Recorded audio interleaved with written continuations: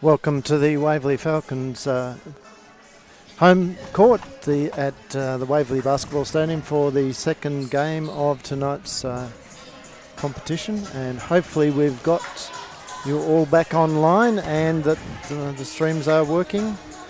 I'm got Andrew Kelly in the commentator seat with me, along with me tonight. And Andrew, what are you looking forward to tonight? I am looking forward to the WNBL matchups on display. We're talking about a very fantastic duo here from the Falcons in Tegan Cunningham and Bridget Ardossi, and Hayley Munro from the Wildcats. And it's unclear at this stage exactly what the matchups are going to be, but I'm sure we'll see a few very high-quality one-on-one battles tonight, and I think it's going to be fantastic for the crowd. Yeah, and the crowd has actually built up quite a bit from the Youth League game, so there's probably somewhere in the region of about 60, 70 people already sitting in the seats, but plenty more bouncing around in the club room and on the next court, so I'm sure the gala will be close to full once again. Yeah, not as many as last week, so certainly McKinnon is doing a very good job of bringing their crowd with them, but we certainly did have a packed to the rafters place last Sunday for a fantastic game between the Waverley Falcons and the McKinnon Cougars. Absolutely, and we do bring the stars out for the Falcons games as perennial BigV superstar Ivan Platenik enters the stadium. He'll be here at tonight's game, which is good to see. Yeah, and he's tipless at the moment.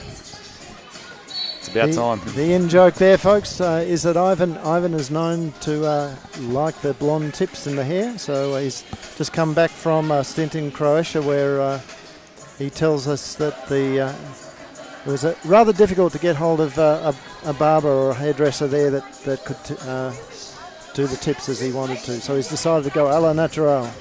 As most 30-year-olds should. Yeah. In this day and age. And he's got Adrian Campbell, the VJBL AC general manager as well, competitions manager as well. So good to see a couple of the senior Falcons men coming and supporting the girls. Oh, Andy Sherwood, the coach as well. So Andy has an association with the girls in that he was the assistant coach for the Dandenong Rangers WNBL team, and of course Bridget Ardossi, who is in her second year with the Falcons in the WNBL off season, played with them last season as well, and looks reasonably confident. I would suspect of getting another gig next year. Oh, certainly. I think her performance. Those that are watching on ABC television would have seen a fantastic performance in the first final up at Bendigo, where she had 10 points off the bench at quarter time, which would suggest that she's still very much in the mix for being a quality WNBL player. And she's still young too. She's under 23. Deceptively young. Yeah. She had her. I think she was there for 4 years over at Georgia Tech, and she's come back and had some very nice years in the WNBL since then. Yeah. So as they come back to their benches, ready to go again. A very young team, the Falcons team, although they've boosted it with Adriana Khan, who unfortunately went down last week in the game and has done an ACL, I understand. Yeah, really unfortunate result there for Adriana Khan after such a good pre-season, and earned her spot in the starting five for the Falcons and doing some nice things, and she goes down on the knee, and just a really horrible result for her and for the team. Yeah, and another bit of experience is Sally Lang, who has played a couple of seasons recently for Sherbrooke. Over at the Suns. Yeah. She had some monster games at the Suns as well. I was playing over there at the same time as her, and would regularly put up 30 and 15. So I was talking with her, and one of the attractions of coming here to Waverley is that she actually lives locally, so she's coming to help out there. So, and we have the under 18 twos helping out with us tonight. We've got on camera. On camera, we have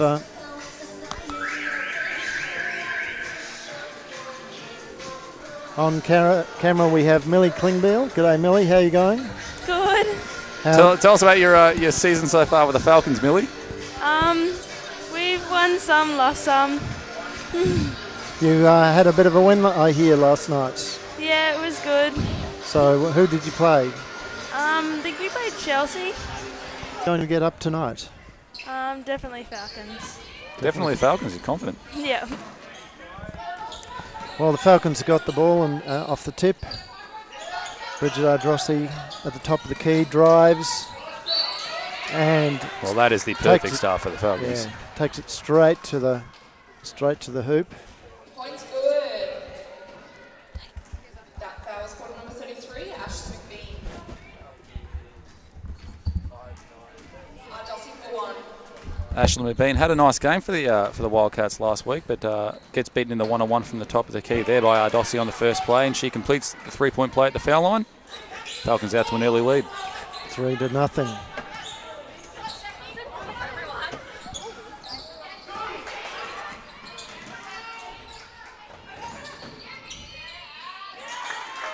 Down the other end. McBean hits back with the two of her own. And they've got quite a reputation, the Eltham team as well. Certainly Isabella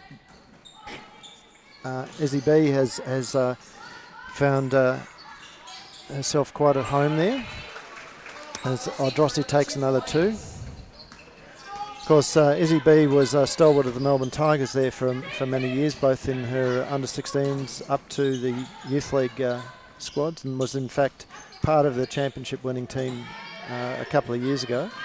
But she jumped ship midway through last season, I believe. The entire family uprooted from the Tigers and moved across to Eltham. They certainly look like they found a new home there. Although I do understand that from a comment that, and Justin Nelson down at Frankston, that Dad's still coaching at the Tigers there at the moment. So Vin, I believe. Vin, yeah. As Talia Higgs takes the 2. And I'm sure the fans at home would have noticed the Wildcats lining up tonight without WNBL star Hayley Munro.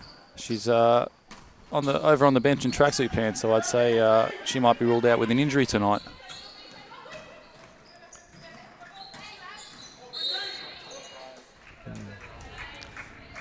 Was good defence until the hand dropped down from, again, Abby Lloyd. That was the... She might feel like she already played a game with all the mentions she got during the Youth League, but fantastic to see young Falcons Junior in the starting 5 tonight.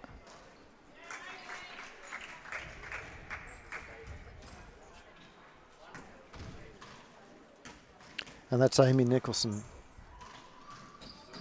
Scores the first, misses the second. Bridget Ardrossi with the rebound. Tegan Cunningham over to Talia Higgs, back to Lloyd, into Ardrossi. And the jumper doesn't quite go. Nice patience from Ardrossi. Izzy B ends up with the rebound and brings it hard down the court.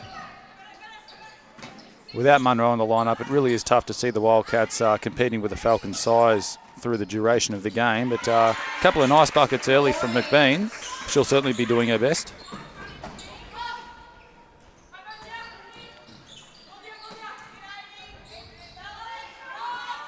Cunningham for the 3, rims out. Talia Higgs not quite able to pull up the rebound. And an open layup missed from the Wildcats. And the putback missed as well. They'll be disappointed not to capitalise on that one, running the floor well. Gee, quick ball movement, And a layup missed at the other end as well. Yeah. Oh, Cunningham with a really good drive through the traffic. Ball came, and Abby Lloyd with the foul down the other end. A couple of early fouls for Abby Lloyd, so that early start might come to a fairly quick end. And Claire Lambie ready to come on. She'll probably take Lloyd, who looks like she's picked up a bit of a corky on that last play.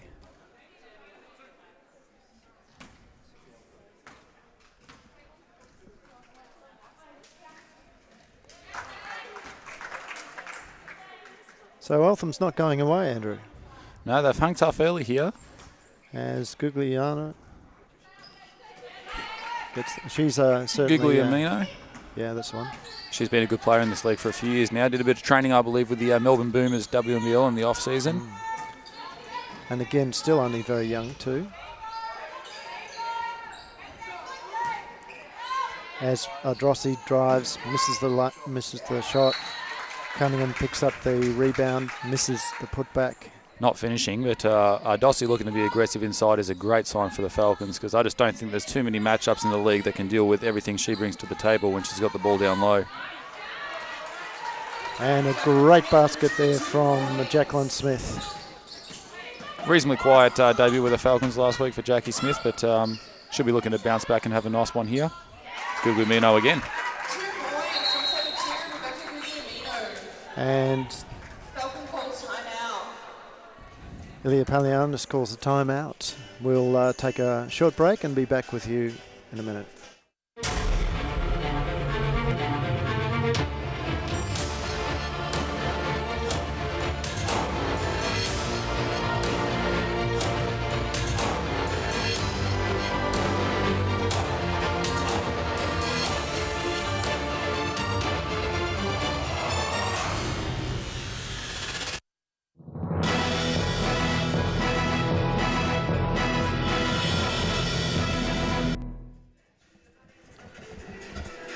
Okay, so Andrew, what are you seeing in terms of the stats so far?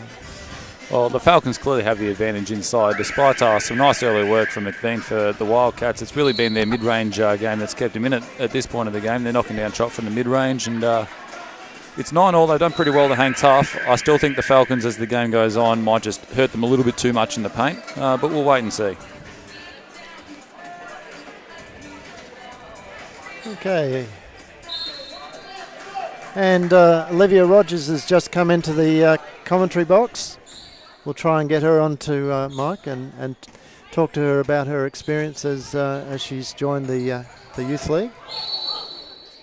And foul behind the play at the moment. This time it's on the Falcons. And the moving pick makes another appearance. Yeah. Can't see who they've called on that one. We've got Falcons Victorian Youth Championship women player Olivia Rogers here with us, and she's just come off a nice little fourth quarter cameo there with the Falcons. So Olivia, how have you felt starting your BigV career? I'm good. She thinks it's hilarious, apparently. As Talia turns the ball over, she was trying to get the ball off perhaps a little too quickly, and Bridget was not in a position to see the ball. Switching on the screens. And a great basket from the Eltham Wildcats. The Wildcats executing nicely in the half court so far. Amy Nicholson, and that's a 1 point lead. That's the first time that the Wildcats have been up. So two games, Olivia. What's your shooting stats? 100%. 100%. What can I say? What can you say? Yeah, well, you see, Andrew here is very envious. He would love to have a 100-point. I think I made my first ever shot back in 2007. That was the last time I was 100% with anything. Enjoy it while it lasts. Oh, thank you. And you picked up quite a few rebounds today too. Oh, yeah. That was good. Yes. So have you had checked out the stat sheets yet, or? No.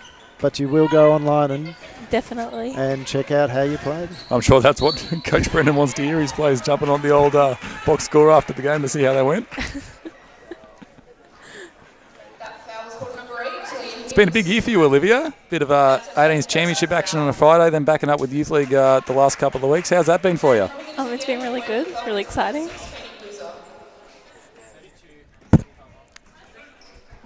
So what have been the things that have stood out for you in this few weeks?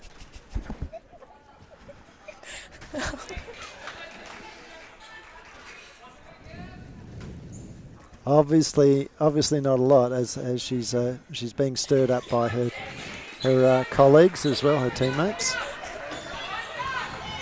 From Timberwolves, these ones. Not your Falcons teammates this year.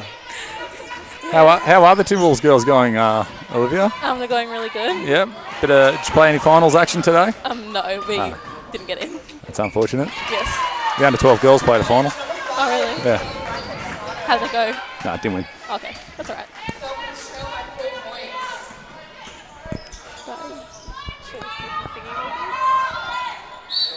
points. So, Olivia, I guess the big question is, you came over last season and played in the under-16s with Coach Andrew Seabrook, and now you found yourself in the 18s VC in the Youth League.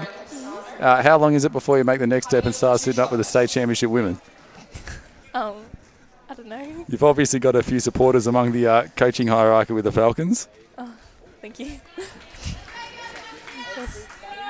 Well, you'll just have to get your dad to move over and start coaching for Falcons as well. That'll I'll get onto it. yeah.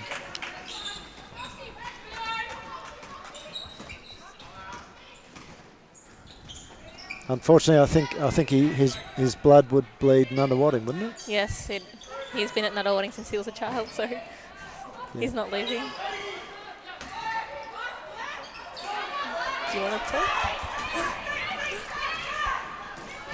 Tegan Cunningham with the rebound, runs the floor hard, kicks the ball out to the wing. Shot's gone up. And that is the Falcons in a nutshell. You've got Cunningham pushing the ball on the break, finds an open shooter, doesn't go. You've got Bridget Ardossi crashing the boards, finding another open shooter, and they make that one. If you enjoy people running the floor, crashing the boards and making open shots, then that's exactly what you're after from the Falcons. And Claire Lanby, one of the smallest player on the court, picks up the rebound. Unfortunately, the other small player, Izzy B, managed to get the steal. Simone Riordan with the nice finish and the foul. Yeah. So she'll go to the line for the bonus. And the Wildcats just keeping the Falcons at bay at the moment.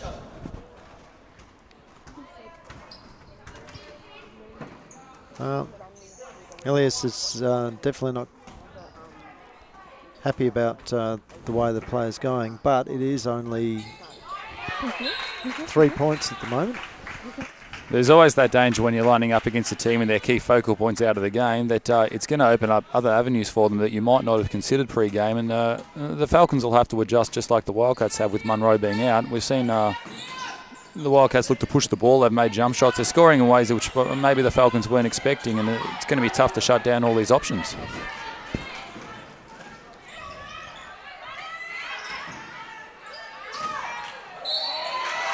Katie Beluza with the foul. Just a step slow on the rotations that time for the Falcons, getting caught out of position slightly. So Holly Bannerman will go to the line.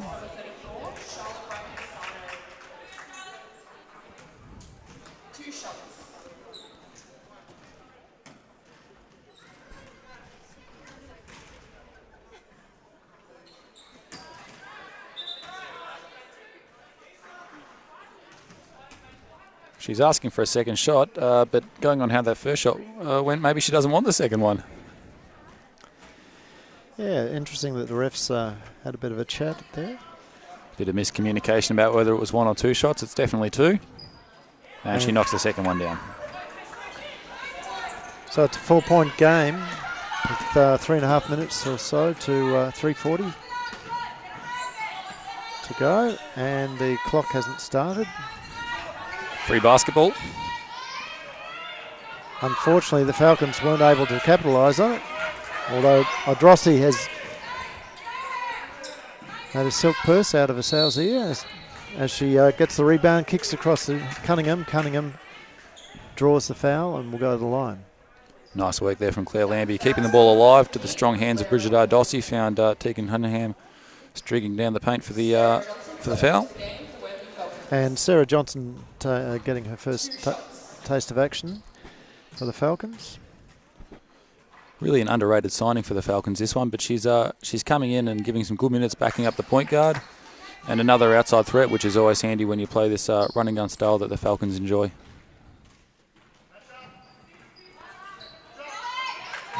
Cunningham with the first basket, misses the second. Ardossi misses the rebound, and luckily for them, the Wildcats weren't able to control the ball. It's gone out of court, so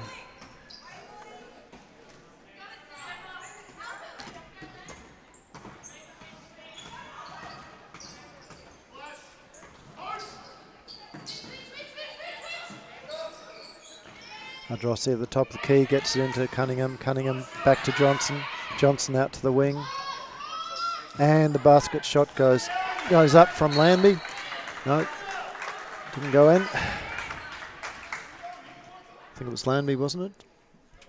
I think that was Katie Bluser on that outside jump shot just then. Made one earlier, not quite able to make that one then. But the Falcons will retain possession here from the baseline. Ball with Lambie into Cunningham. Cunningham squares up, goes back to the basket. Now here's a real advantage the Falcons have. Cunningham plays as a really good sized guard in this league, and she can pretty much post up any matchup she's got and score inside.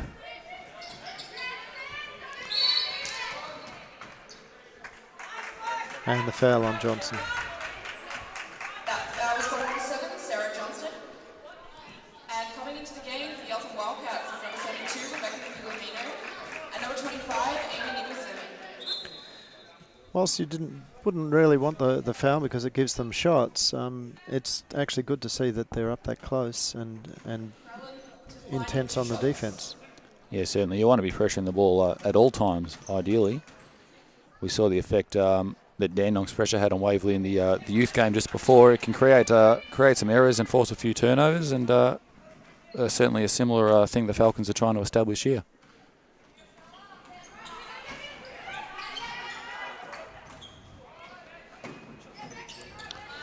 So Olivia, you've had a chance to train with Tegan Cunningham and Bridget Ardrossi and the other girls. How have you had it?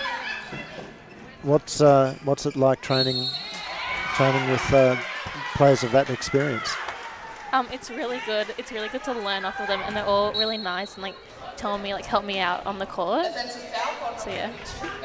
Is there anything in particular that they do that at training that you've taken note of? They give me a lot of advice on like my game and like how I can improve and how to like play against like really good players. Yeah. Yeah, so that's good. Have you copped any really big hits yet? Been trying to set a screen, maybe someone's run through you or something like that? No, not yet. Oh, it'll happen, don't worry. Sally Lang is on the floor along with Marley Hayes. Wait till you score on one of them. They'll line you up the next play. Okay.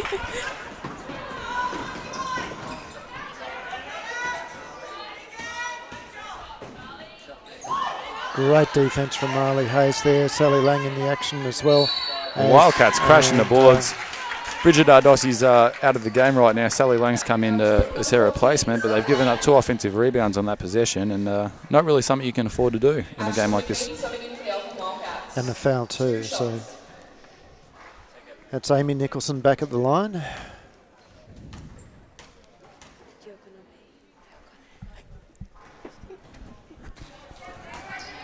Certainly one positive for the Falcons right now is that Bridget Ardossi's gone the whole first quarter without picking up her first foul. She played very well last week, but the foul trouble was just kind of with her the whole game. And she can stay out of foul trouble. I see her having a big impact as the game continues.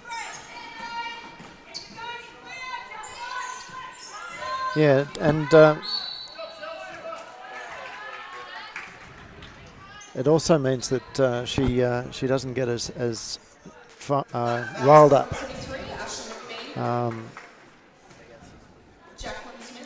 So she's certainly, she was very good in the second half last week for the Falcons. Her matchup with Alex Lau was one of the highlights of the game. And she certainly has, particularly the last couple of years, she's struggled with the refs pinging her, and certainly from her reaction at times, she would argue, I think, that perhaps a bit unfairly. Big adjustment after playing against some of the world-class athletes in the WNBL, and might just simply be a case of re-establishing how she uses her physicality in this league. That's a nice finish there. Amy Nicholson, left-hand scoop.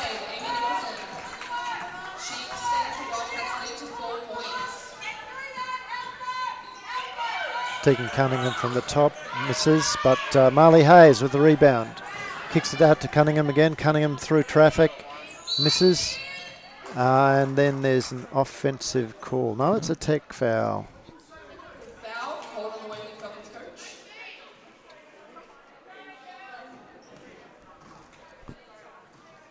On the bench. Bench tech.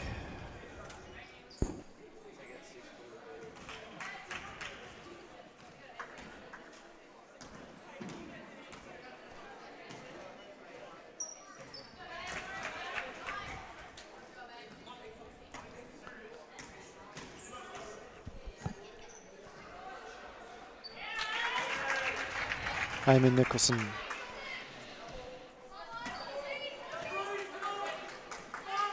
Gets both shots. Nice little 6-point buffy here for the Wildcats. Yeah, it's certainly not what Ilias would be wanting to see on the board. Waverley Falcons pre-season were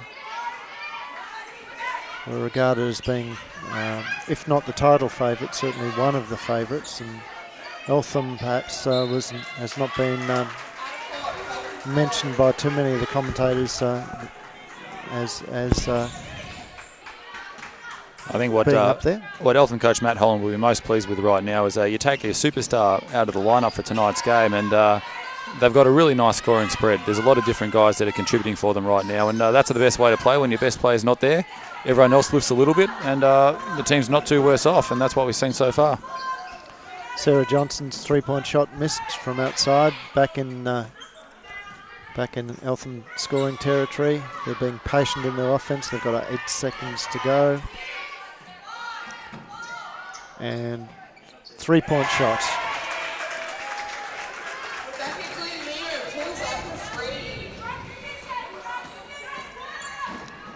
Nice back cut. Marley Hayes.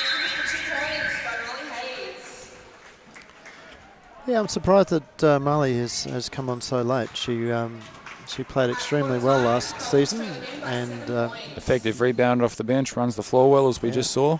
But a very, very positive first quarter there for the Wildcats. They've taken a 7-point lead into quarter time. So at this time, while Illy tries to get his troops together, we'll take a short break and we'll be back in a minute.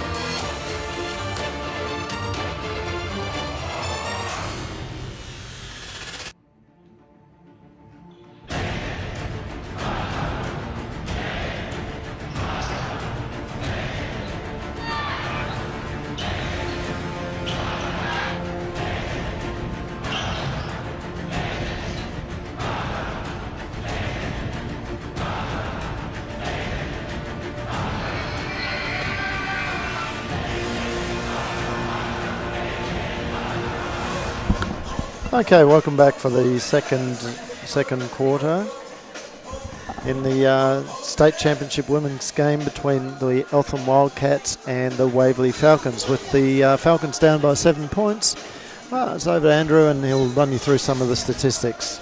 Well, we've talked about the nice spread of scores that Eltham have had early in this game, and that's been led by Amy Nicholson, who actually came off the bench for 8 first quarter points, and Rebecca Guglielmino stepped up late in the quarter. She's got 7. McBean's been good. She made a couple of jump shots, but she's starting the centre spot for the Eltham Wildcats. Yet to grab a rebound, so that's something I'm sure she'll want to pay some attention to. For the Falcons, Bridget Ardossi looked active early, and Tegan Cunningham probably yet to really get going, but she's looking to be aggressive, and I'm sure the shots are going to drop for her after a while. So both of the WNBL stars are both 5 and 3 at this point in time, which is a good start for them. And we're back into action. Just going to take some defensive adjustments, I think, for the Falcons here. The Wildcats moving the ball really well, shooting it with confidence, looking to score on the break. They'll need to pay a bit more attention to the defensive end, the Falcons, and I'm sure they'll work their way back into the game. Great move from Izzy B. Unfortunately, it doesn't quite pay off, but Falcons running the ball down hard. Ball over with Johnson. 3-point shot doesn't make it. Marley Hayes doing a good job on the boards, but they've turned this one over. And great hustle to get back there from Johnson. Unfortunately, draws the foul, and Wildcats go to the line. Worth noting that the Wildcats are already back at the line again now to start the second quarter. Shot 15 free throws in the first quarter. They're being aggressive. They're looking to attack the ring, and they're drawing fouls as a result. 2 shots.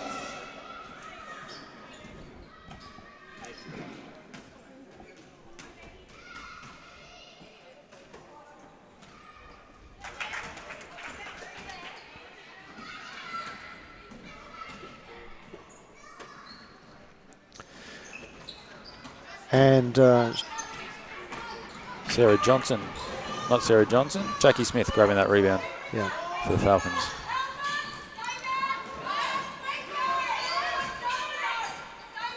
Bridget Ardrossi back on the court, misses her first shot of the second quarter.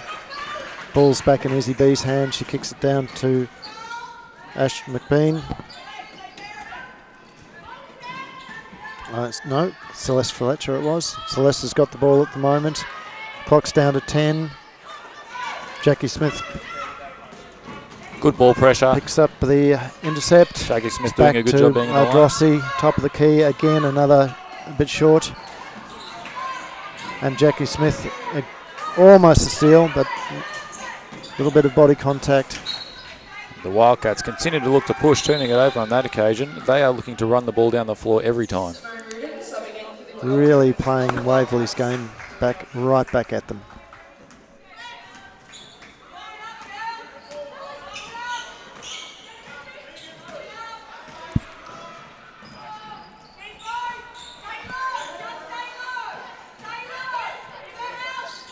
Ball goes into Tegan Cunningham. Again, a miss. So that's frustration here for Cunningham. 4 or 5 missed shots there from the Falcons. And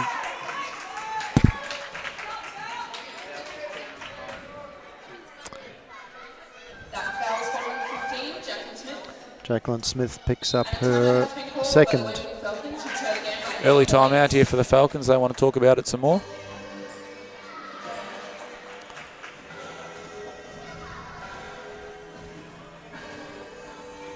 Interesting that Elias hasn't put Nadine Joseph on. Not as yet. It's a tough spot to get minutes for with the Falcons at 3-4. You've got Abby Lloyd starting at the 3 tonight. Obviously, Adriana Can with that very unfortunate knee injury is going to free up some minutes. But you've also got Marley Hayes and Nadine Yusuf all fighting for minutes in the same spot. So it's going to make it tough to get those minutes. And when you come in, you're going to have to make the most of it. Certainly are.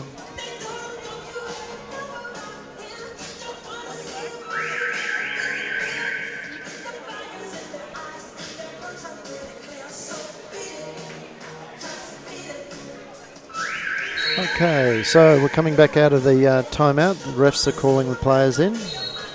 And Elias is trying to drag that out every second he can.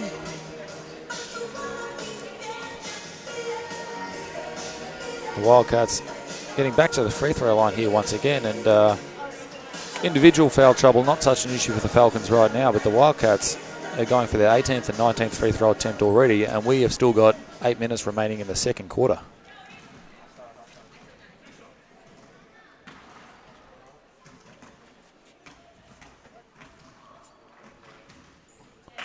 And there aren't too many better free throw shooters to have at the line than Isabella Brancatisano. No, as the lead is potentially out to 10 points after this shot.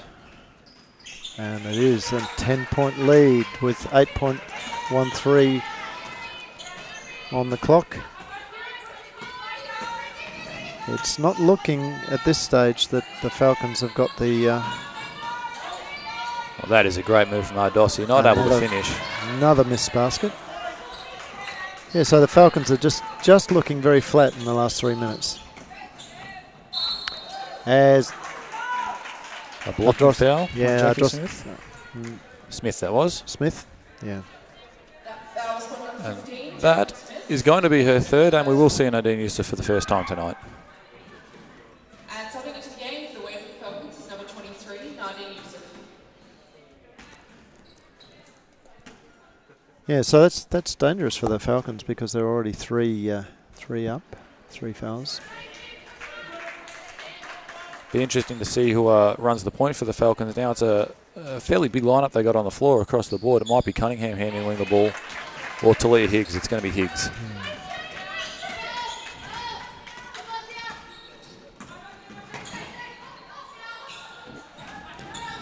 Hayes out to Higgs. Mishandled.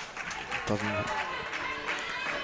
And Talia and Higgs have been long time Falcons players. Yeah, right back from Youth League, both members of the 2011 Youth League winning team.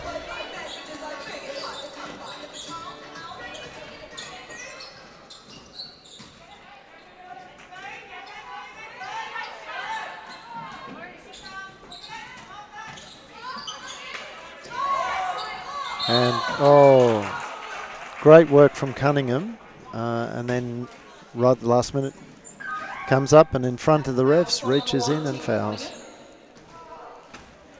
That'll be the 4th team foul. So for the next 7 minutes and 16 seconds, every foul from the Falcons is going to put the Wildcats back on the line again.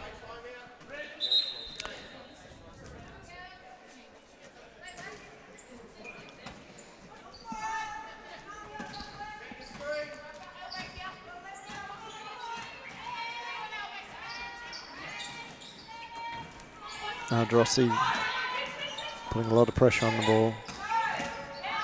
Cunningham. Good D, forcing the Wildcats into a tough shot. Great D, Marley Hayes. Marley's always picked up a lot of rebounds. Dossie working hard for position down low. They couldn't quite get the ball to her. Exhorting her teammates to get the ball into her. She had the seal and she wanted that ball.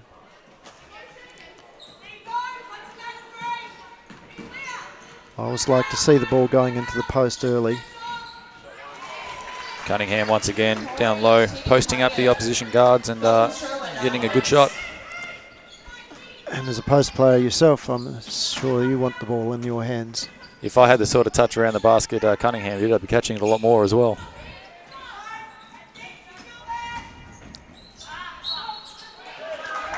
And again, some good D from the Falcons there, forces a wayward pass, and they end up with the ball. A couple of stops and a nice score down low, so they could be working their way back into the game now.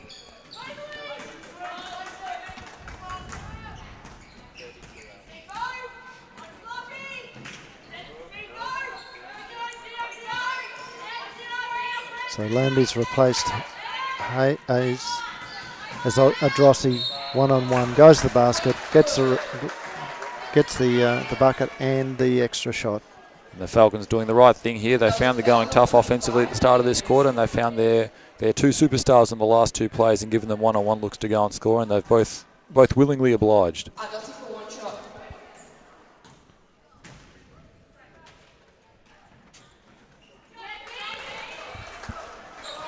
No mistake about that one.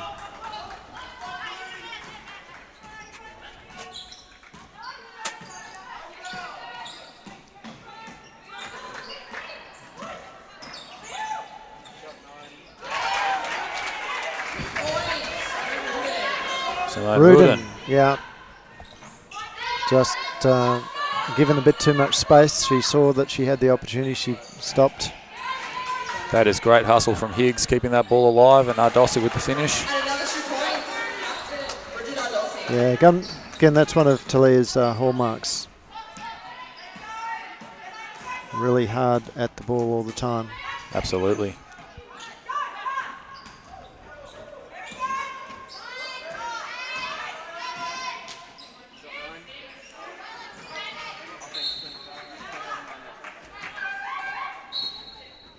Falcons have worked this one back down to 6 again now. Yeah, if they can chip away at it and end up the half with level pegging, then I guess you'd say it would be game on. But certainly, as we see Yusuf not able to connect on the step back jumper. And again, there's the example of Higgs' hustle. draws the foul. Foul spot number 10, Michelle. Plays like that, so valuable. Get you extra possessions, and when you're struggling to score, you need all the opportunities you can get. Very valuable having players that'll crush the boards and jump on loose balls for you. Cunningham over the top.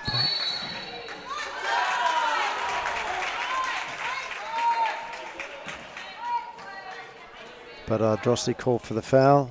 Just the first on Ardossi. 5 minutes into the second quarter, no foul trouble yet for her.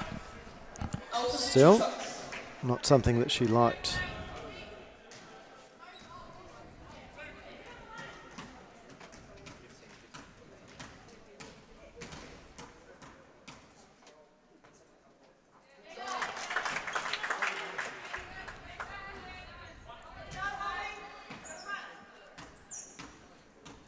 Claire Ralph at the line here for the Wildcats, makes the first and the second.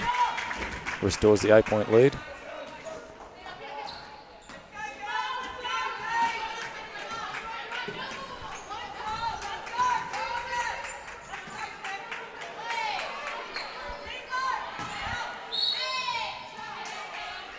Another aggressive move there to the hoop from Ardossi, and she gets fouled. She'll go back to the line. That foul spot number 15, Claire Elf. And coming into the game for the Wildcats is number 6, Stephanie It's Crowley. almost tit for tat there. So the last play was Drossley fouling Ralph, and now she's returned the favour.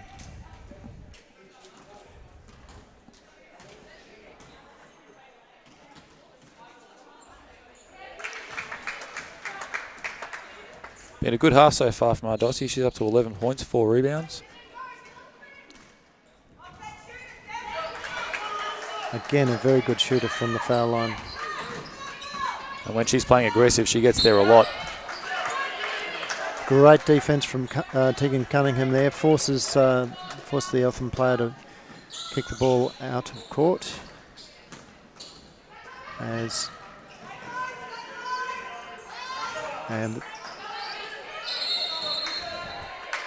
Cunningham just struggling with that jump shot at this stage. And a foul's been called on Ardossi here in the rebounding contest.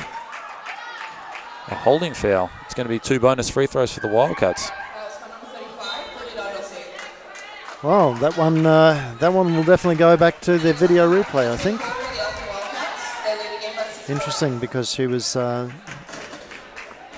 contesting that ball against 3 people. There's So, a lot of bodies involved in that rebounding contest, and always tough to find out who might be causing contact in amongst it all. But the referees must have thought that she had the hold. Anyway, she's had a chat to the refs.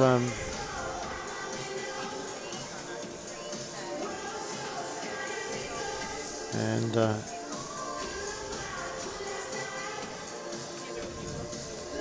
they haven't changed their minds, though. No, and they really do. I have yet to find a ref that will change his or her mind Yeah. once they've made a decision. And helping out around the court tonight, we have the 18-2s. So of course Millie on the cameras. So all the camera workers, her fine work, but we have them, and our court sweepers who are wandering around. We had the under 12 3 girls, but it looks like they've gone for a bit of 2-on-2 on the opposite court. So one of the great things this year has been the support of the senior games from the junior teams. It's been absolutely fantastic so far. We hope it will continue. Yeah, it's a very valuable part of the game night here for the BigV teams at Waverley.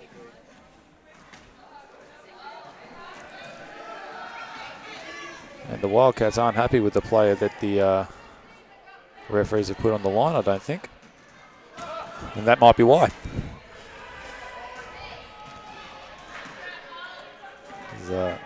Holly Bowman Holly Bowman misses the first but gets the second. makes the adjustment. One of their young players, she's just 18 years old.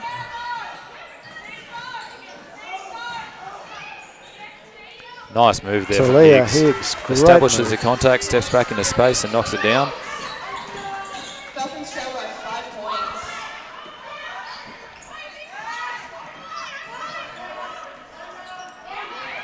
Intercept from Bridget Ardrossi. Just gets the hand in. Ball over to Claire Landby into Cunningham. Cunningham spins. And that is the last thing she would want. Struggling from the field, makes a nice turnaround jumper, and the referee says the foul came before the shot, so it will not count. And coming into the game for the Wildcats, number 33, Ashley McBean. So that was a foul on Eltham. With just under 4 minutes to go, that puts them all in danger of getting into the bonus as well. Into Ardrossi. Ardrossi drives, spins, steps back. Ball doesn't go. Talia Higgs under the basket, tried to get the rebound, but was out-rebounded by Ashley McBean.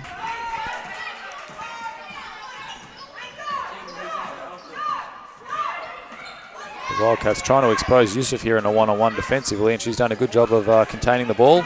And Ardossi with her second steal and as many possessions. Cunningham down the end.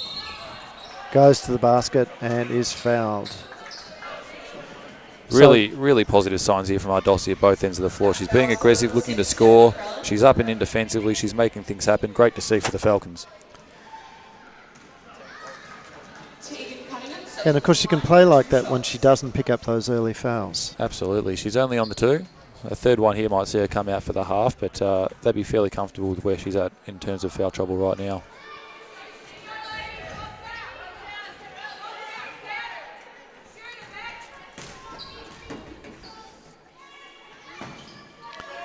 And she gets the second.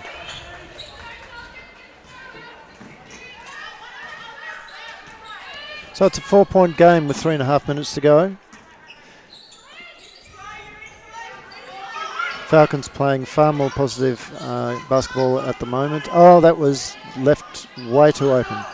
Miscommunication and got out of jail a little bit with the jump shot going long there from Stephanie Crellin.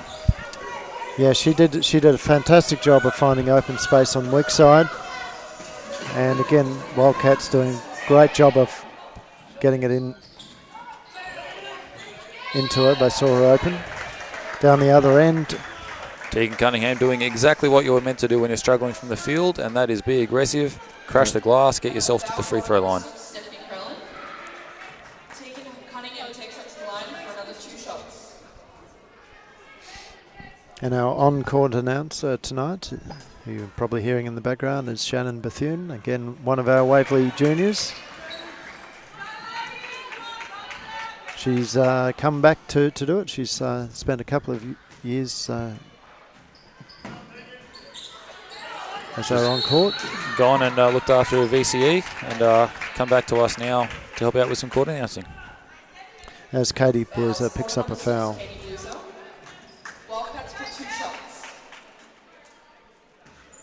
So a 3-point game, may blow out to a 5, but certainly better than the 10 that or more that the Falcons were looking at earlier in this quarter. We see a similar situation here with the Wildcats to what we saw in the previous game. Very crucial few minutes coming up. They've had a great half. They deserve to be in front, but the last thing they'll want is a nasty 3-minute stretch where the Falcons are able to wrestle that lead back. They need to hang tough and finish this half well. Making free throws is a good start. Certainly is, as Abby Lloyd comes in and Claire Landby sits down. Claire's not had too much of an influence on the game so far. Struggled to get the outside shot off, but the danger of having a shooter on the floor is you never know when they're going to light up. And she'll keep looking to score when she comes back into the second half.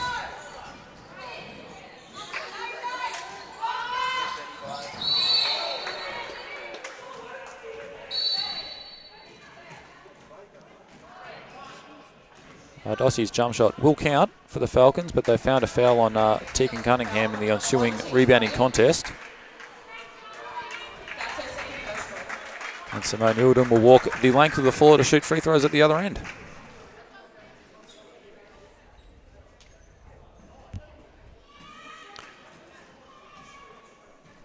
So no danger for Cunningham at this point. That's only her first, but again, in the context of the game, it's not what they want. Yeah, they really need to find a way to try and keep the Wildcats off the foul line. And keep the refs out of the game too. Absolutely. That's the other thing. So.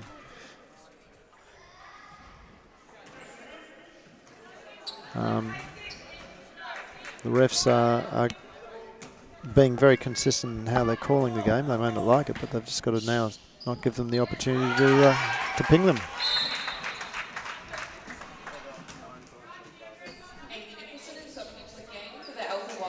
Amy Nicholson, who had that very good first quarter, comes back into the game for the Wildcats. She's their leading scorer with 8 points and also has 6 rebounds, leading them in that category as well. Ball into Cunningham at the top of the key, and there is a foul on the Wildcats. Just an off-the-ball body check. Sarah Johnson's trying to make her X-cut down there, through the elbow, and too much body contact from the defender, which was Charlotte Brancasitano.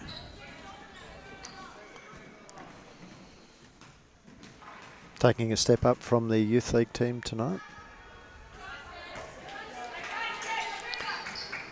At 17, the youngest Wildcat on the floor.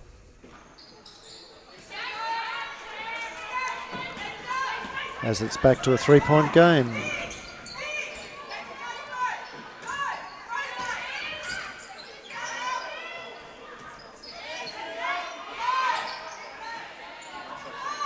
Tegan Cunningham with a rebound. Some great defence there prior to that from Drossi. Not a bad look there on the fast break. Able just not quite able to handle the pass, but the Falcons looking to push the ball and be aggressive. Yeah, and I suppose that's the difference too in the those couple of extra years of development.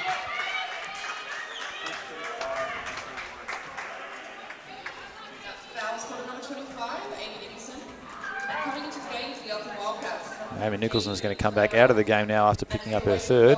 At the same time, Talia Hicks is going to come back in for the Falcons, replacing Katie Bluser. Tegan Cunningham will go back to the free throw line again. So the Falcons are getting there just as much as the Wildcats this quarter. Yeah, so again has the possibility of getting it to a 1-point game. Well, it'll only be a 2-point game. Not a great night from the line so far for Cunningham.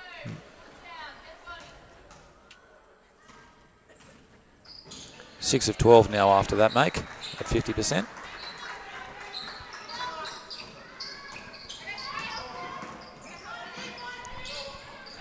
So with 1:53 on the clock, Falcons are 2 points away from Wildcats. Very clever little... Dossie again being active defensively, but they've caught her for a tap on the arm on that one. Yeah. And that's going to be number 3, so she might have to come out for the rest of the half. Sally Lang will come back in. And coming into the game for the Waverley Falcons is number 14, Sally Lang. Amy Vines come in for the Wildcats for her first minutes tonight. 2 shots. Guglielmino will sit down.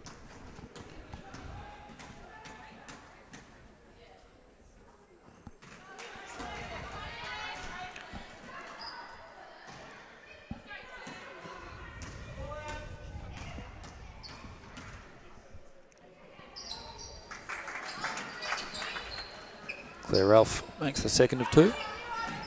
Back to a 3-point game.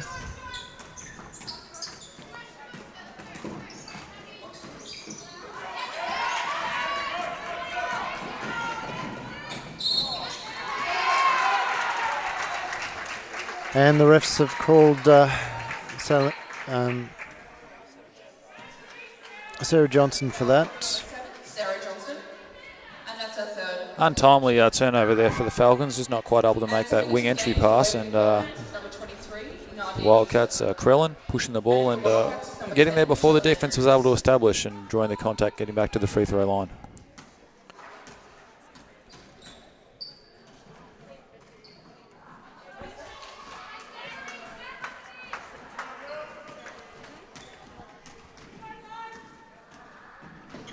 And a 4-point game.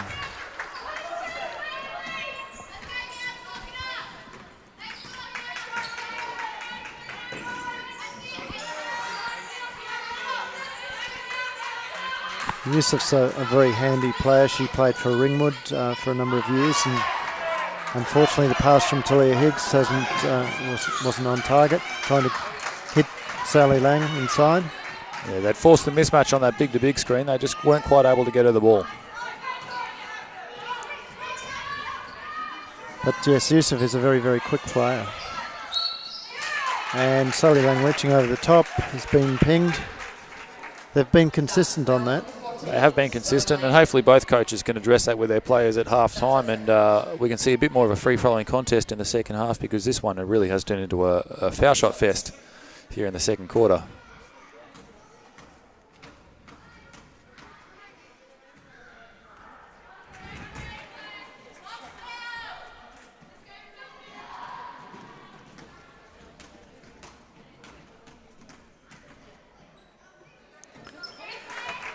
It's a real pattern with Eltham, isn't it? They're missing their first, but getting their second. They've done a great job of getting to the line. I think they'll be a little bit disappointed that they haven't shot a better percentage. They really could be up by a bit more. They've missed 13 free throws here in the first half, and at this sort of level, you kind of hope for a bit better than that. They'll get there again. I think that's Yusuf has been called that time for reach. Going over the back in the rebound. Number 23, Naldine Yusuf. Wildcats for another 2 shots. So all that good work that the Falcons did in the first 8 minutes has been undone just from some untidy play in the last minute and a half.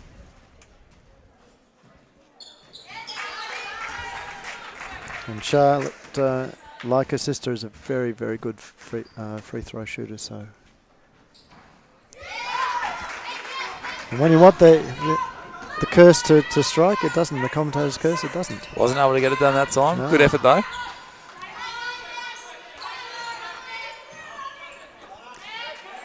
Now, for those of you who are wanting to pick up some more basketball, don't forget that BigV Live is broadcasting the McKinnon game tonight. So they're on Spreaker.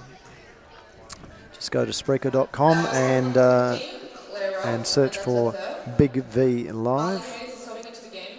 Here on there, and of course Smash FM as well. Will Taylor with Smash FM is also broadcasting live tonight, and we'll be broadcasting again tomorrow as well. Will was here last week as Cunningham sinks the second shot. Tegan Cunningham got to the line 14 times on her own this half, only been able to make 7, but if she keeps being aggressive, there could be a lot of easy points on offer for her as the game goes on.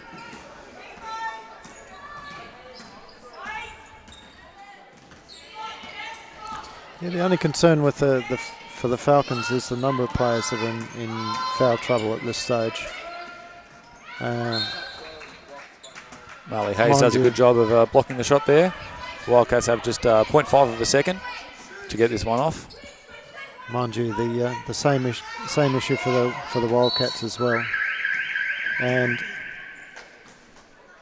it's a travel and brings it half at the end. Charlotte was not able to beat the buzzer, so we're at the half. It's 38 Waverley Falcons 38 to Eltham Wildcats 44, and we will be back after the half. So see you in a few minutes' time.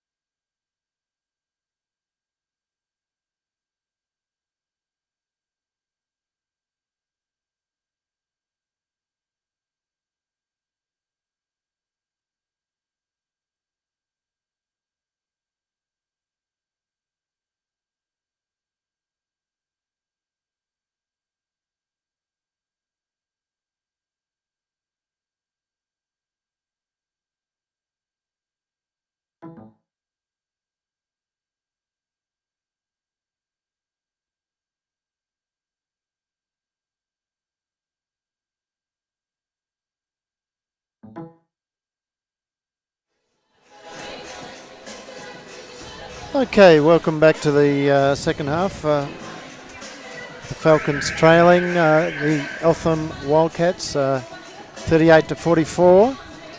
We're hopeful that we'll get Andy Sherwell, the coach of the Waverley State Champ men, to come up and have a chat to us a little bit later on.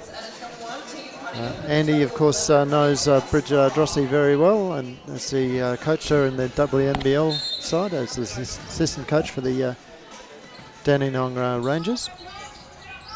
And, of course, had to deal with Tegan Cunningham as an opposition player. So Tegan Cunningham coming off a great season with the Logan Thunder. Yes, they were very unlucky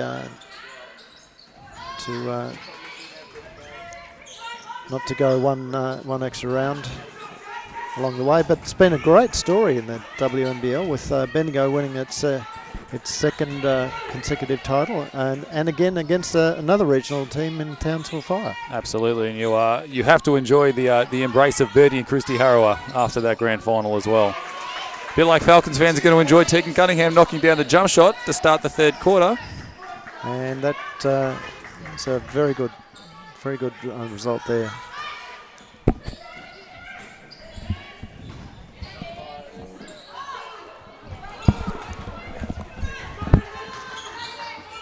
The Falcons are going to push the ball again here. Cunningham pulls up again. And Dossie's there to clean up. Not able to finish off the offensive rebound.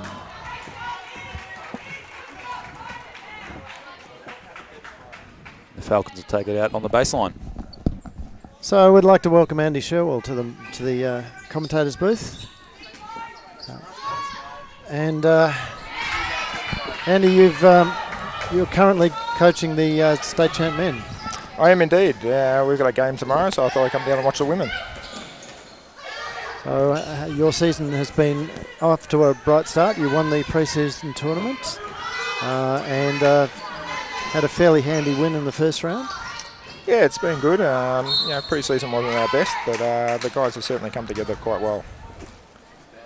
So you've also spent the last 6 months coaching WNBL as assistant coach of the Rangers. So you know a couple of these players? Yeah, no, definitely. We had Bridget there this year and Tegan the year before, so it's great to watch them run around out here, so it's good. So how's the transition back to the male team been? It's always different being an assistant and then taking over the head coaching job. So you're always trying to do something a little bit different, I suppose, and you have your own way. But at the end of the day, it all falls back on your shoulders. So what are you liking about the game so far, and obviously the things that you think that Elias needs to be working on with the team? Well, at the moment, it's just them finishing off on shots. I think their shooting percentage at the moment is their biggest problem at the moment. If they can just finish inside and get themselves to the foul line and use that penetration, I think they'll be right. As Tegan Cunningham takes the ball on the elbow. And in a situation like this, where the Wildcats have gone to the line just in the first half 37 times, is it something you can address at half-time, or is it one of those you just got to keep defending the way you're defending and hope for the best with it? Well, it's certainly indication from the first couple of games this year that the referees are certainly calling a lot more fouls, any hand checking. So you just got to play. You got to play smart and play the way the referees are calling it. And at the moment, Eltham has certainly played that way, and we've just got to get ourselves to the foul line. And that's just about penetration, moving the ball, and creating opportunities to get a lane open. 37 times is amazing in a half of basketball, isn't it? That's a lot for a full game, let alone a half. So that's a foul on Abby Lloyd. And Tegan just cannot get anything going tonight. She's off on the fast break, and they call Bridget for reaching over the line on the inbound. She had a nice little fadeaway jumper waved off in the second quarter. Yes.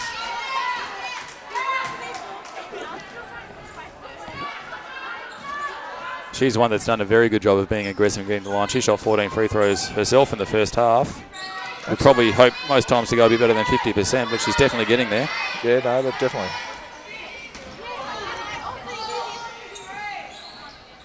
Oh, right on the death knell of the 24. Simone Rudin. And that's probably the difference in the game. They're making their big shots, and Waverley aren't at the moment. So it's back out to an 8-point game as Talia Higgs. Nice shot. It's in a 2. Yeah, she's got a very nice shot. Good arc on it.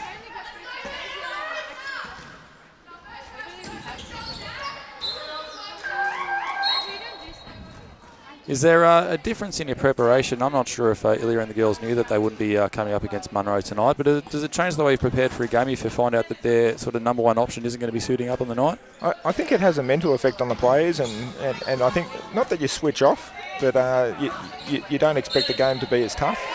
But the problem then happens is the other team then step up, so other players step up on the tee because they know their star player's not playing. Yeah. Yeah, and the problem with Eltham is that they've actually got a number of star players. Izzy B is not bad herself, and her younger sister. Well, they're spreading the scoring. They're getting good options. So.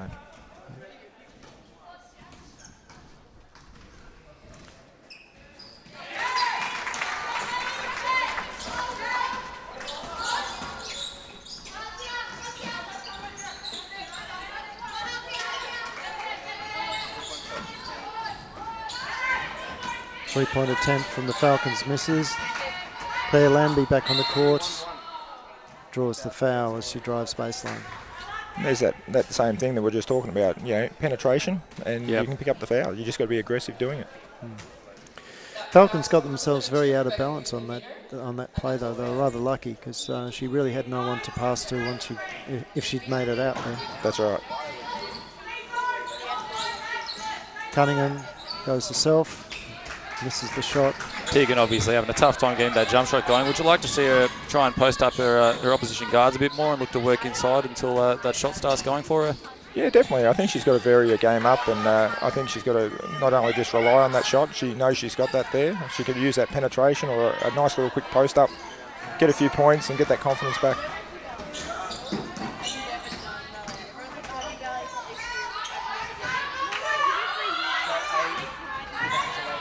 So Falcons moving the ball around fairly quickly, get it into the corner with Talia Higgs.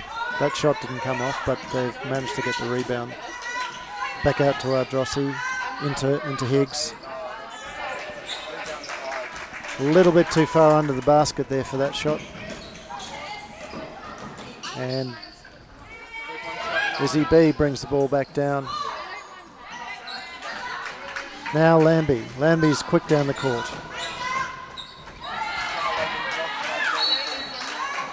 What's your thoughts heading into tomorrow's men's game, Andy? Melbourne Tigers obviously wheel out a fairly young side these days. Well, we just went to the game and watched the game earlier today, and at three-quarter time they were 51 all, so against Bulleen. Oh, wow. So they end up going down by 15, but they certainly got some kids that can play and some players that are gelling quite well together, so it's certainly going to be a game tomorrow. And you've been happy with the preparation of the men leading into round one last week? Yeah, definitely. We've got a majority of the team back this year. We've got Bridgewater come in and a couple of others that just sort of strengthens those other spots. We've certainly got some depth this year, which is fantastic. And but the hardest thing is now trying to keep everyone happy. Yes.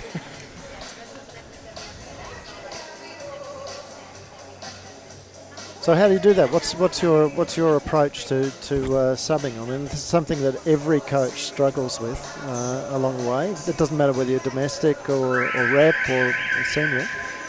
What's your approach generally to the way in which you manage time on court? I suppose it's always that hard question. It's $1 million question that everyone wants to know, and how to keep every team member happy. But I play players on how they're playing on the day, not just on their reputation or what they've done in the past. If someone's having a crack of a game, they're going to play 30 minutes. If they're not, they're probably going to end up with 15. So you've got to play someone that way, and if they're out there for 2 or 3 minutes and they're not getting it done, well, they're going to play limited minutes until they get it done, because there's other players on the bench waiting for it. Yet those bench players sort of need time on court too, don't they? Because if those big guns aren't playing, then suddenly they're expected to come out cold. Yeah, just as Claire Lambie picks the ball up. Normally a very good three-point shooter from that side, very reliable, misses. And a tech foul on Tegan Cunningham. The Falcons, you get the feeling the shots are going to drop eventually, and they're going to find ways to score, but they have to stay in the game here. And 2 technical fouls is definitely not going to help. That doesn't help the situation right now.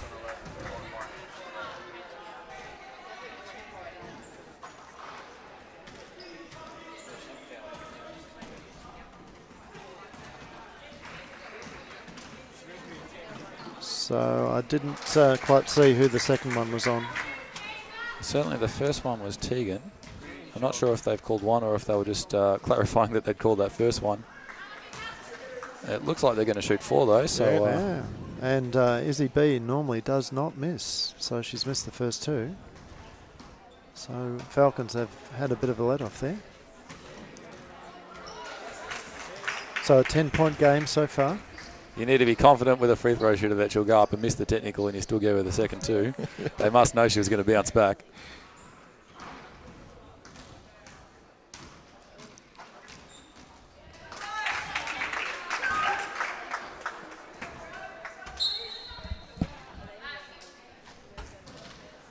Well, it was on Cunningham. The second one, she's up on to 4. Is now well, that hurts more than the free throws, doesn't it? Second out of 4 personals. Yeah, definitely. A bit slow on the scoreboard. going up. Good challenge here for the Falcons. I mean, there's a lot said about the strength of their list coming in, and now they've found themselves in a bit of strife. I think it's going to be good for them to see how they can fight their way out nice and early in the season. A lot more intensity just in that play there in the defence. A bit of urgency, and they come up with the play. And they've got Hayes on the bench as well, so she will bring in a lot of intensity as well. Ooh.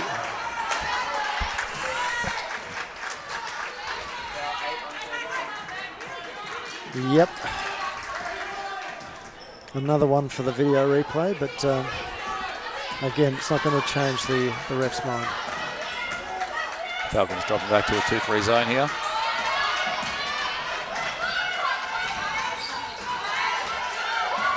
Probably a smart move right now. With the foul count the way it is. Yep.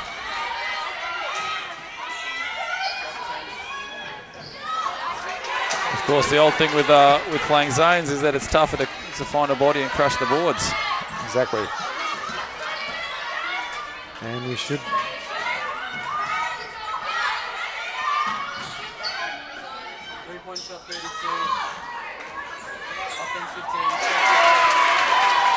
That's 3 times that Eltham was able to do it against the Waverley zone. Yeah, Nilly is reacting to those 2 offensive rebounds. He's going to put Molly Hayes in the game. Hopefully she can give him a little bit more on the boards down there.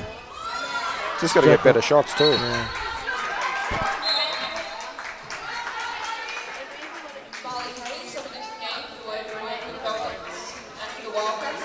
Down 12 with 3 minutes to go in the third. I mean, there's no need for a quick fix here. No. They've got plenty of time to chip away, and they've got the talent that they're going to make enough shots to win the game eventually. And Jacqueline Smith draws the foul, going to the basket.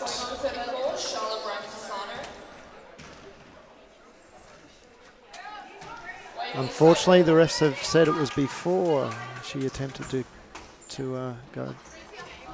And a bad error there from Talia Hicks on the inbound. Eltham has the ball, 3-point attempt, doesn't go. Jackie Smith picks up the rebound. Bridget Ardrossi wanting the ball up the top of the key. And a great move. Nice move. Yeah, that's a nice cut there from Jackie Smith.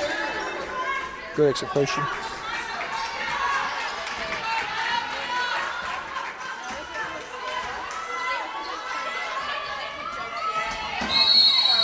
Offensive foul against Guglielmo. And that's the 4th on Guglielmo, so that definitely helps. The Wildcats point guard's going to have to take a seat.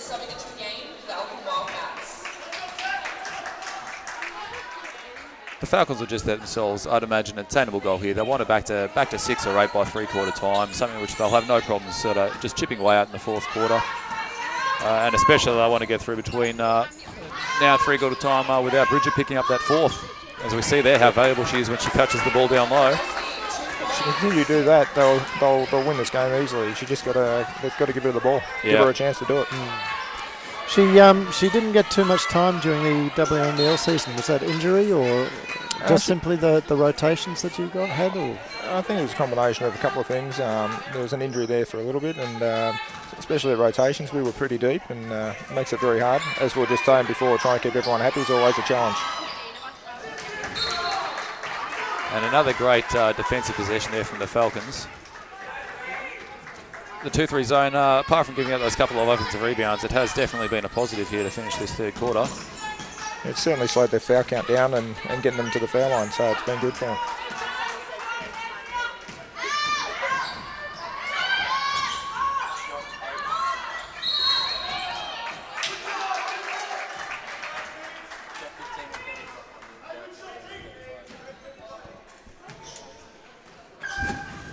Eltham not in the bonus, so the Falcons will get this one on the baseline.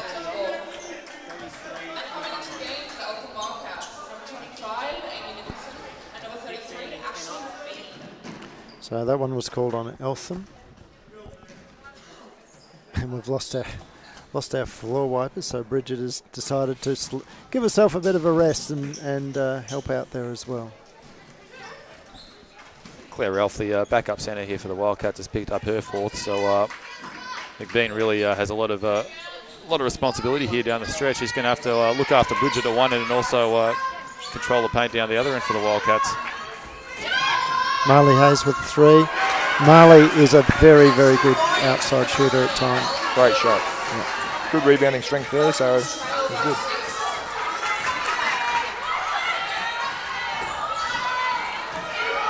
And she's almost got the steal as well. And again, and again. Oh, she just steps out of court. She stepped out, but you can just see how much the Falcons' intensity is lifted here to finish the 3rd. They know this is a crucial part of the game. Eltham base. And subbing in for the Wildcats, number 5, Isabella Branco-Pisano.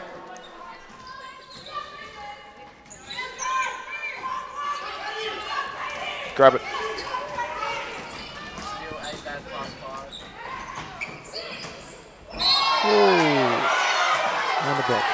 That is a massive, massive call in the context of this game. If he says that she was there in time, it's a very different situation right now. And the way they've called them earlier in the game, that would have been called a charge. So that was very interesting.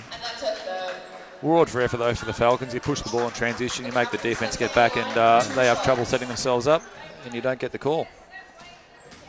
All comes to them, that great defence, you know. They've lifted that now, so they need to continue to push the ball.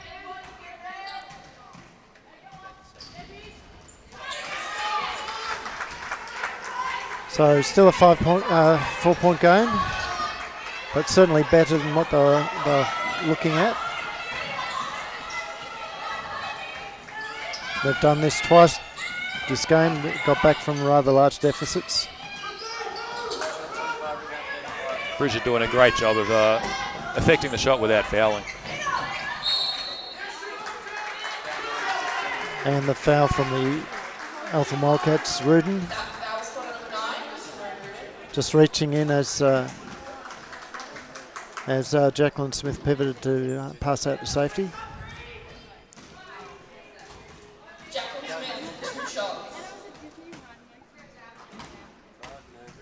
How hard is it, Andy, to keep coming back as the Falcons are doing?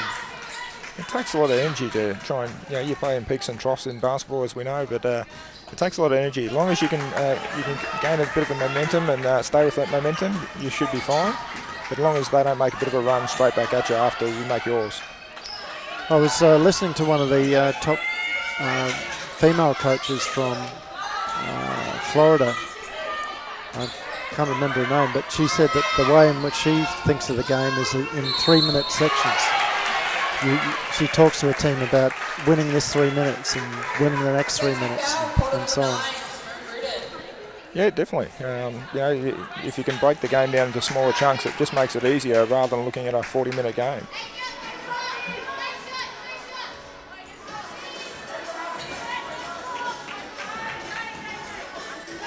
So Falcons managing to beat the trap, and Talia Higgs. Great play. Great play. And that all came from Bridget's defence, picking up that charge. Again, if that call goes the other way, it makes it very interesting. Yeah, brave play from Bridget stepping in there and taking the charge, sitting on 3 fouls, but she gets there in time and takes the contact. It was an easy call for the officials in the end. Definitely. And, it looks like a very different Falcons team offensively now that it's coming on the back of getting stops. So it's a tied ball game with 4 seconds to go. Hail Mary misses the targets. And we'll be back in a couple of minutes with the final quarter and comments from Andrew Kelly.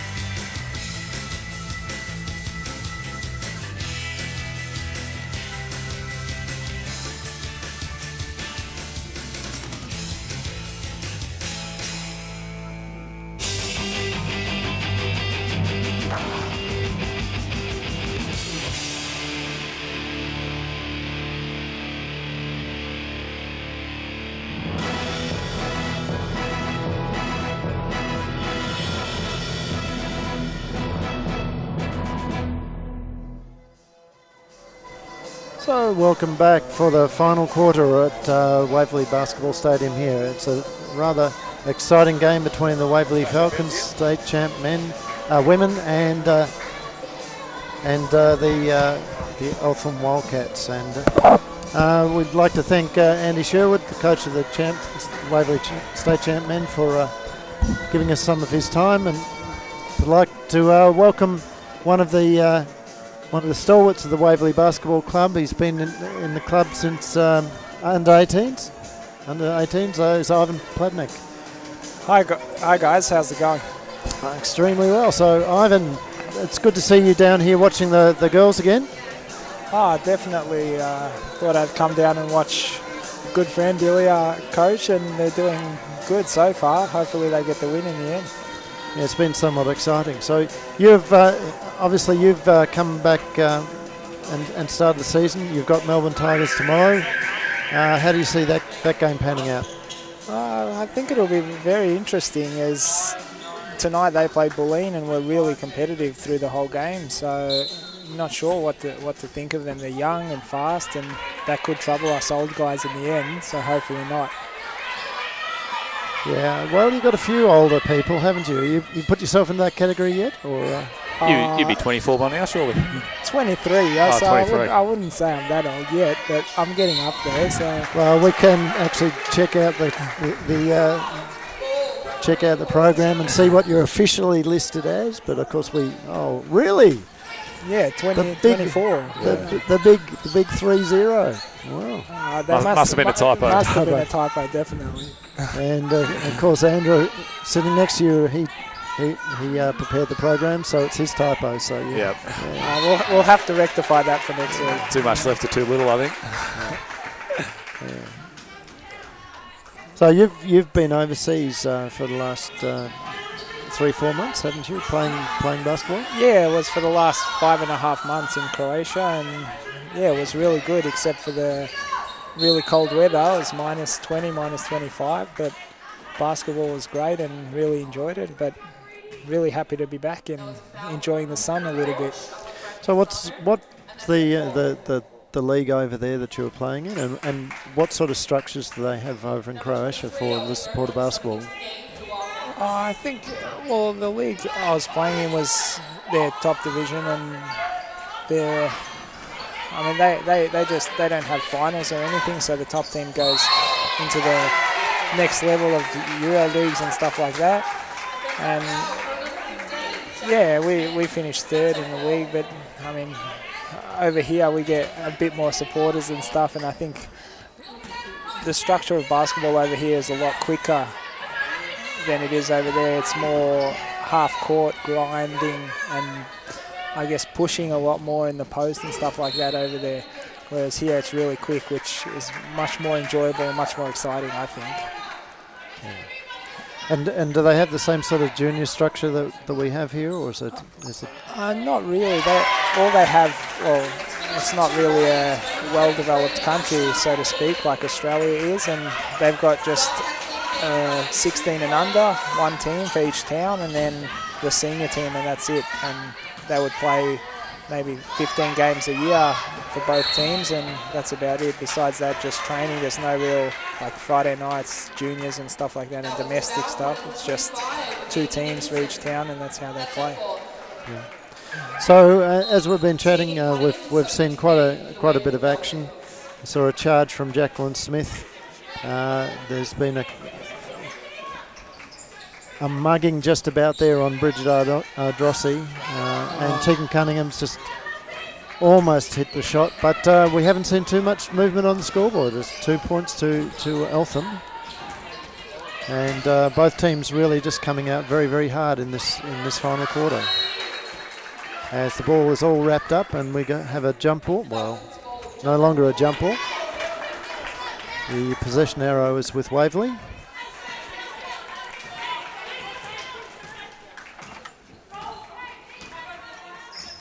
Tegan Cunningham slowing it down.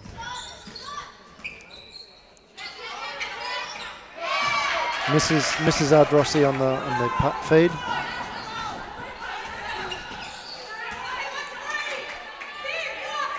Falcons sticking with this 2-3 zone that works so well for them at the end of the third.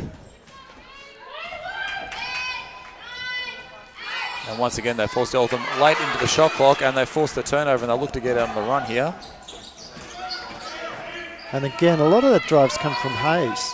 That's twice she's grabbed the ball and forced a turnover. They've called that Trevor Higgs, but that might be because Cunningham was allowed to get away with about 6 steps before that. So I think she might be paying for the sins of someone else on that call.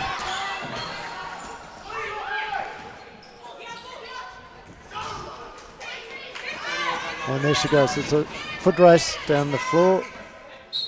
And last touch by the Falcons. So you just get the feeling the Falcons are getting stops and looking to run, and it's only a matter of time before they string 3 or 4 fast breaks together and blow this one open. The Wildcats have done a great job of just staying ahead in this game, but you wonder if they can score enough against this zone to hang on to this lead.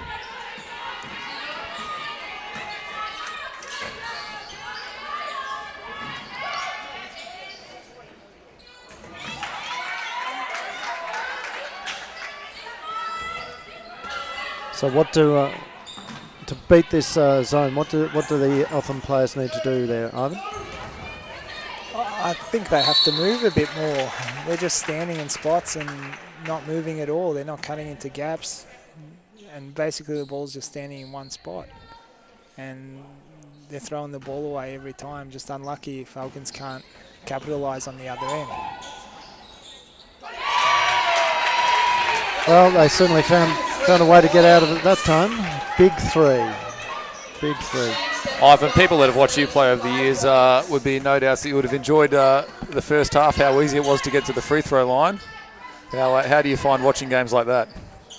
I would love to be playing in this game and get plenty of free throws up. If only I could make one, that would help. But you'd be good company out there tonight. Definitely. I'm sure I'll rectify that as the season goes along. You'd be pretty excited about these new interpretations. A lot of the hand checks and body checks being called fouls. I must say I've been enjoying it. There'd be a few that might argue that's how they've been calling you for years. It's just everyone else is caught up now. It's about time I got a call.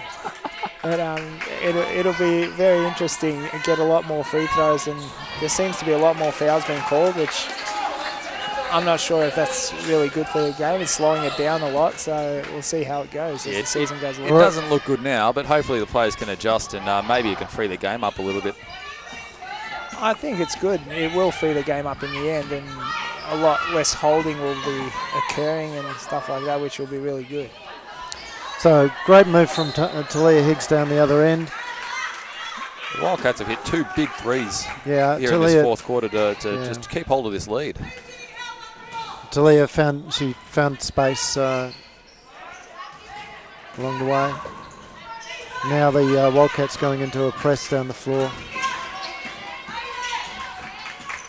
trying to slow things down. Marley Hayes with the 3, misses. Bridget Ardrossi, however, picks it up, and no mistake there. And that is just a class act going to work there, Bridget Ardrossi. Strong rebound. She's got the poise to take that extra dribble, find the space to go up and finish.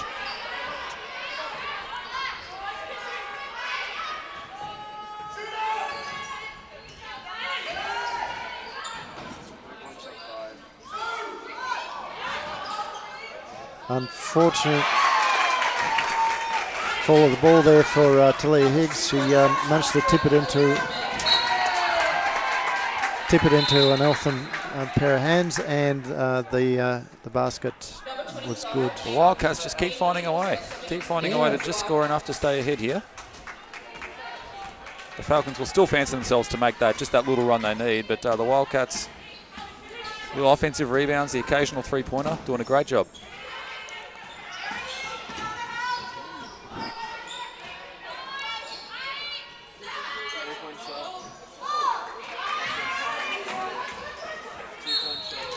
And the foul on Jacqueline Smith. That will be her out of the game. No, it was on Marley Hayes. Marley Hayes. Sarah Johnson is coming into the game for the Falcons. So Sarah Johnson replaces Marley Hayes. Yeah, Ilya's given up a little bit on the boards here, but I'm guessing he wants to try and limit the turnovers between now and the end of the game by getting an extra guard out there.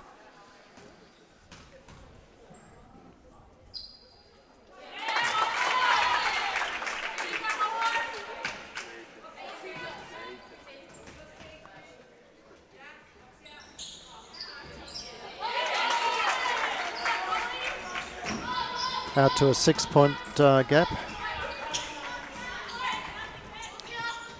Ball with Ardrossi at the top of the key. Jacqueline Smith post low. That's a nice look. Great move. Great move. Such a luxury to have guards that can go and post up and make a move like that for you. Yeah, looking at a lot of the junior games, too often particularly the girls are not interested in looking to get that ball inside there like that.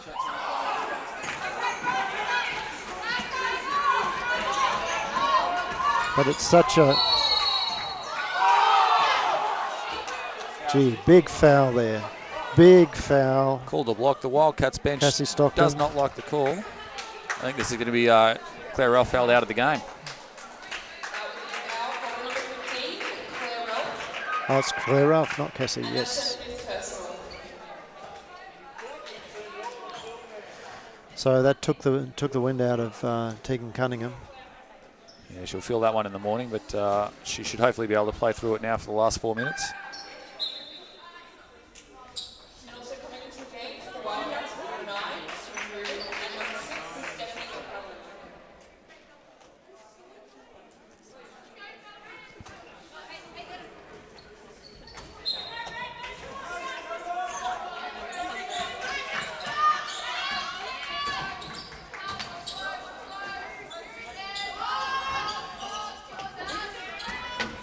Dossie active on the boards again.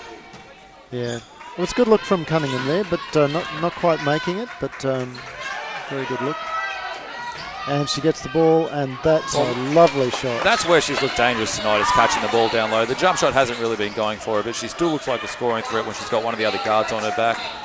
She's got that great little step back jumper. It's tough to defend for anyone, let alone a smaller opponent. Yeah, and she's got a mismatch against most of the Eltham players too, so I think you made the point early on that you'd like to see her down on the block a bit more. Just until that jump shot gets going. I mean, that jump shot's potent when it's on, but on a night like this where she's struggling a bit, maybe that's just a nice little change up for her.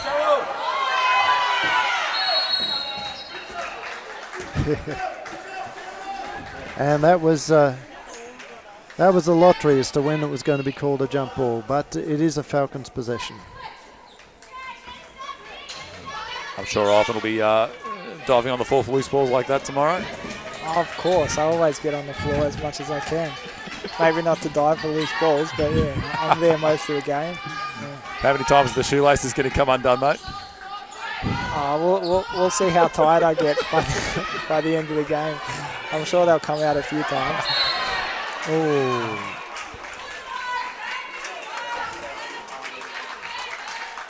So Sarah Johnson picks up her 4th foul. And after all the fouls that have been called tonight, we've got 2.5 minutes left and neither team are in the bonus yet.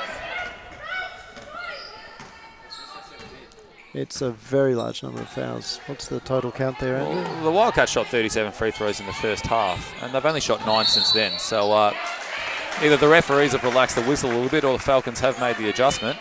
And just there we see another offensive foul.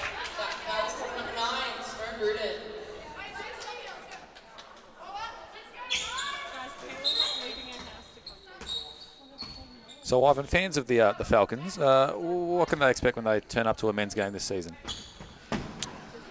I think this year we can expect a bit of the same as usual, exciting, our 7-second basketball, which is really exciting and quick.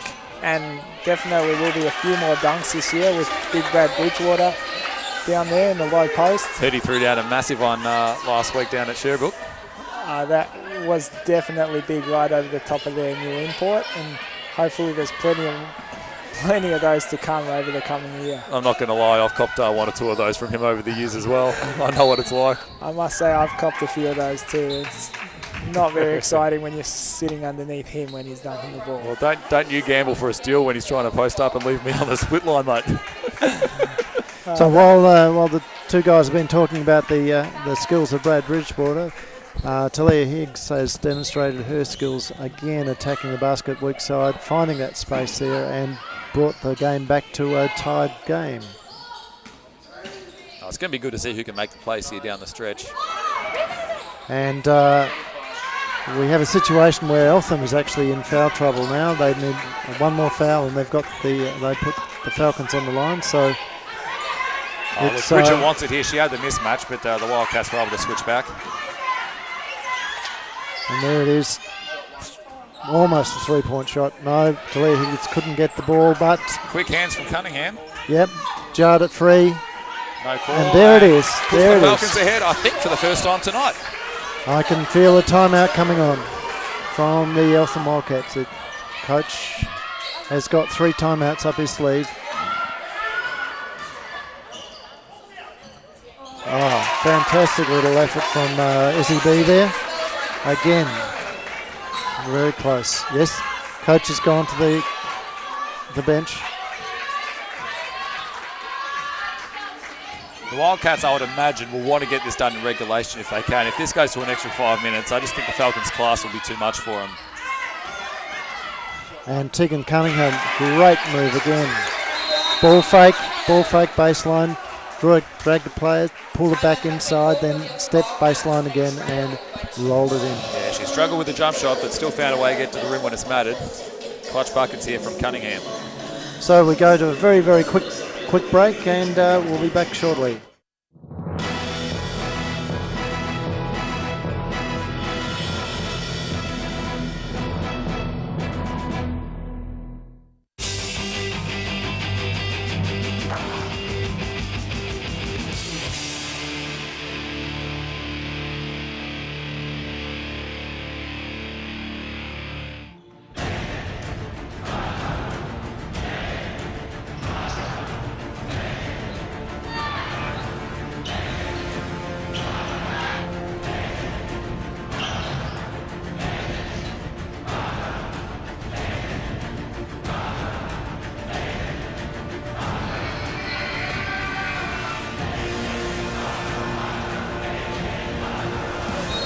And we are back with 37.5 seconds to go.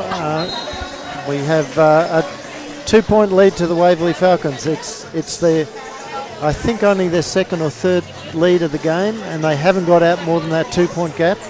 They've been down as much as 10 points. Yeah, it definitely was in double figures for a while there, as late as the third quarter, in fact. And as Andy Sherwood said, and we were talking to him in the third quarter, it's really hard on the bodies and the brains to keep coming back, but the Falcons have done it. Wildcats will be disappointed coming out of that turnover and turning the ball over. They're going to have to foul here. And they would have had the play drawn up to get a good shot, and unfortunately just a bit of a mishandle. Dulcie, a good free throw shooter, goes to the line with a chance to just about put this one out of reach.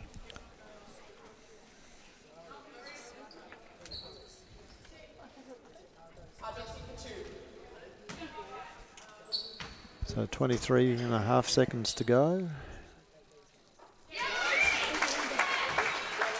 Now the Wildcats need a 3 to tie.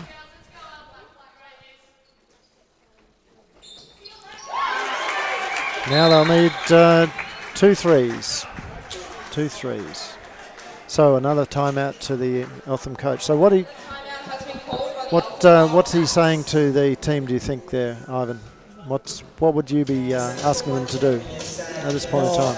Right now, get a quick basket, either 3 or take it to the ring and get a score, and then you have to foul. I'm not sure why they actually fouled that play. They had 35 seconds. They had an extra 10 seconds. They should have defended it and then try and get a shot at the end. I don't know why they fouled, especially their best free throw shooter from Waverley, and give them 2 points. And now, well, basically game's over. Yeah. But I think they just have to get a quick score. If it's a 3, it would be good for them, but any score is good, and then foul straight away. And hope that Waverley Falcons miss. I think as soon as the Falcons went into that zone, it changed the whole game. And Jackie Smith was huge in attacking the ring every time, and that, I think she brought him back into the game in that start of the third quarter. Yeah. So they do get the advantage of getting the ball down at their throw-in line, which does help their cause a bit, but oops. And that is not really what the Falcons wanted. Not so bad, they're not in the bonus, but it will take Cunningham out of the game.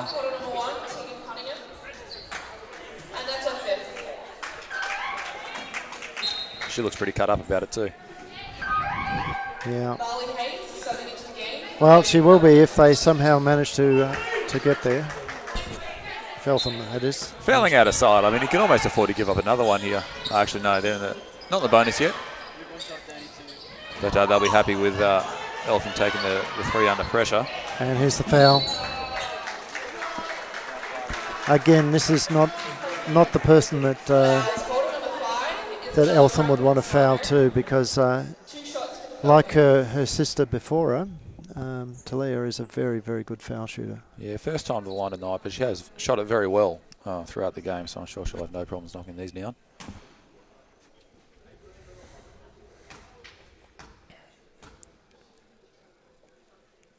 So her sister Leander, I believe, is at Hawthorn this year. Sorry, Camberwell playing. So after many years of playing with the Falcons, she's on there.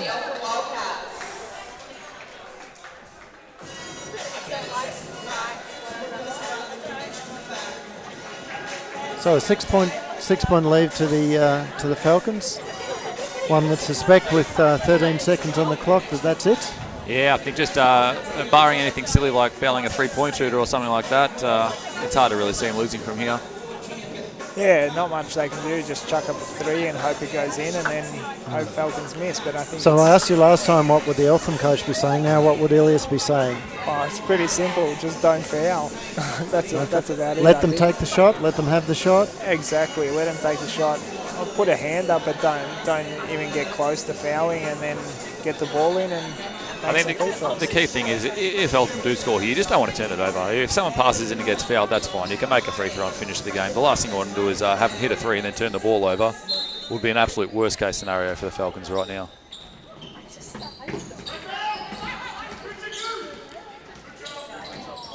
Huge 3 attempt from Izzy B.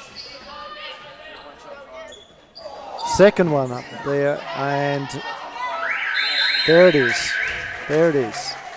Waverley Falcons get out of jail on this one as they beat the Eltham Wildcats 76 to 70 right in the last couple of minutes. It was a pretty exciting game all the way along. I'd like to thank Andrew Kelly for helping out today on mic. Appreciate your comments. And Ivan, it's been delightful to have you up here as well. Thanks, guys. It was good to be here. Yeah, I'd say good luck tomorrow, but. So those of you who are online, we apologise for all the problems in streaming. We'll try and have it sorted out again by tomorrow. And we'll be back at 12:30 tomorrow Australian. Before you go, Ive, time. How much are you going off for tomorrow, mate? What are your numbers? These are on the ground. We'll go with the averages 20 and 10. You reckon it's 20 and 10? Well, it depends what happens in the game. I mean, if I play a lot, maybe more. If I don't, then we'll see. We'll pencil you in for a 20 and 10, mate, and if we have to add to it, we will. Thanks, mate. Good on you, mate.